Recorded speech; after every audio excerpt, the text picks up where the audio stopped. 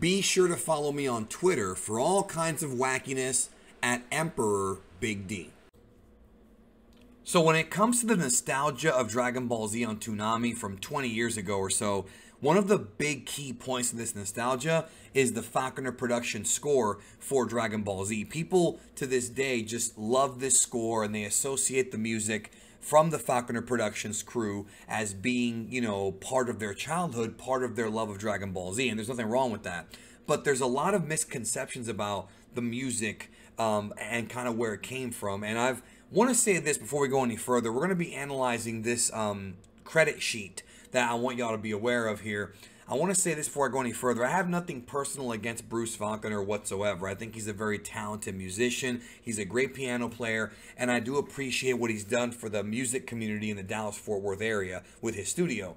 Nothing against the guy personally, but I feel like a lot of fans don't realize that he did less than 10% of the music on the Faulconer score. If you grew up with this score, you cannot credit Bruce Faulconer for this because he did less than 10% of it. It was done by other musicians who he worked with, such as Scott Morgan, Mike Smith, and Julius DeBosch. So what I have here in front of me is a credit sheet that will tell you exactly which themes were done by who and who played guitar and how they were put together. And a lot of the music from the era of like the Android saga, the Cell saga, and the Frieza saga that Faulconer did on the Faulconer production side was basically a combination of Mike Smith and Scott Morgan. So Smith and Morgan do a lot of the work here. And even though they are credited on the Faulconer CDs and whatnot, so many fans think that Faulconer did all the work, and he really didn't. I mean, he did, like I said, less than 10%. So I just want to give credit where credit is due. You know what I mean when it comes to this.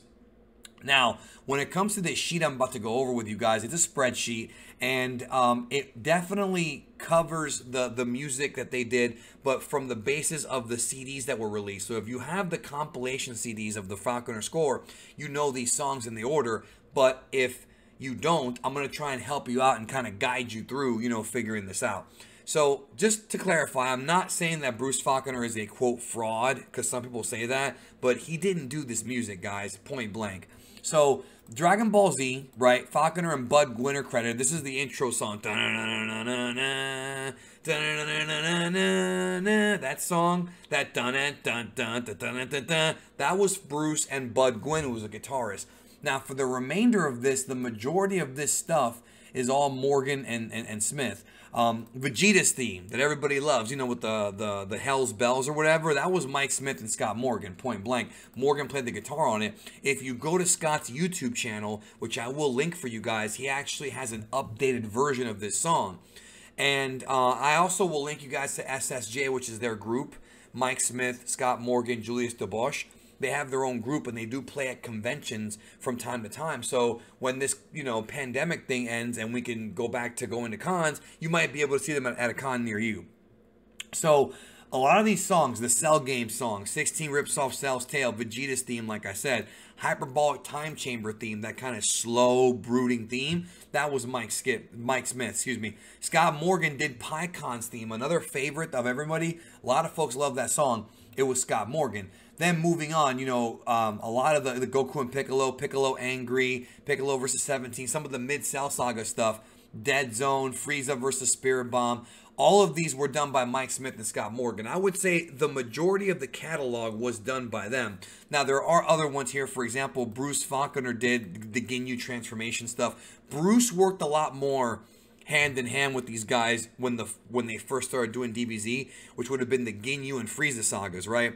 That's where he was there. But for the majority of it, it was just Morgan and Smith doing all the work. So remember that whenever you go and see Bruce and try to get him to sign your stuff, you got to get 3 other guys to sign your stuff too, because it wasn't just him at all. Like I said, less than 10%. Then here we have some more themes here. The Perfect Cell theme, that do-doo-doo-doo-doo that kept like changing, that people remember, that was also a Smith creation. Smith, and I think Morgan did actually help with a few of the different versions of that. So there you go. And I did interview Mike Smith, Scott Morgan, and Julius DeBosch on this channel, and I did a whole video about Bruce Faulconer and like what happened, why he doesn't work with Funimation anymore and all that. So be aware of that. I will link to that at the end of this video, okay? So Gohan angers, like, you know, y'all remember a lot of these Gohan themes, like, you know, that do do do do do do do do do, you know what I'm talking about? That was also Mike Smith.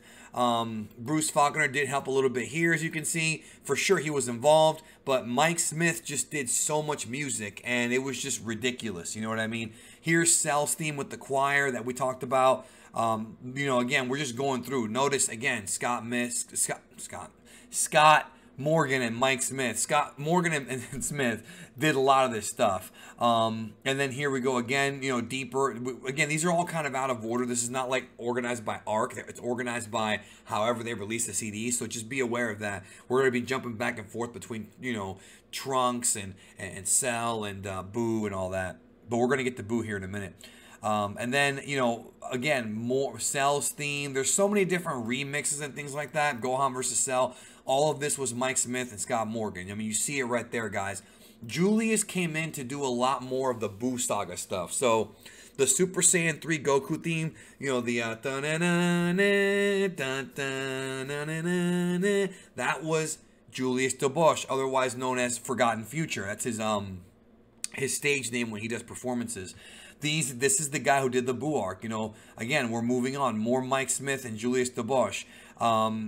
Just so much, you know. Faulconer did the scenes from last week, which is basically a remix of the DBZ theme. The Trunks Compendium. And there's actually more. This is an incomplete list. There's more themes, like the unreleased themes. We don't have a catalog for those right now, but I will link this down below so y'all can read it at your own leisure. But as you can see, the music for the Faulconer production score was done by Mike Smith and Scott Morgan, the majority of it, and then Julius came in for the Boo Saga. So it's right there. I mean, these credits come directly from the creators. This is from them. So it's unarguable. So just remember just who really did the music, you know, because everybody seems to like think that it was just Bruce, and it wasn't. And the thing that's crazy about the music is they were on a very, very light budget. You know, not to go into too much detail because I'm really I shouldn't, but whatever. Funimation didn't pay them that much. And think about this. I want y'all to think about this for a minute. These guys made less than $13 an hour working on the biggest cartoon of the 90s. Now, I want y'all to think about that for a minute. They worked on the biggest, one of the most viewed shows of the 90s and the early 2000s, right? I would say early 2000s, right? Huge ratings for Dragon Ball Z on Toonami, and they got paid less than $13 an hour. I want y'all to think about that because that's mind-blowing. They're doing better now, but you still should support them. And again, that's not really Bruce's fault because Bruce himself didn't get paid that well. I know it's some inside information there, but it's true. Now, again, this was 20 years ago, so you can't sit here and say, oh, Funimation. You know, obviously things have changed, and one of the things that have changed is that they don't really hire musicians anymore to do music. They use Japanese music now. You know what I mean? So you're not going to get replacement scores for anime anymore. One Piece, Dragon Ball Super, whatever comes out is going to have its Japanese music, and that's it. Like you'll get some English songs here and there, but they're not going to hire somebody to do a whole new score. It's just not going to happen. Anyways, I hope you enjoyed this sort of look at the Faulconer Productions music and who did what. Just remember, SSJ are the people who really made this song, and I will link to their YouTube, their Facebook, and I'll link to Scott's YouTube as well because he's got some remixes there. He actually plays these on guitar, you know, like it's pretty cool. So anyways, I hope you enjoyed the video. Thanks for watching, and have a great day.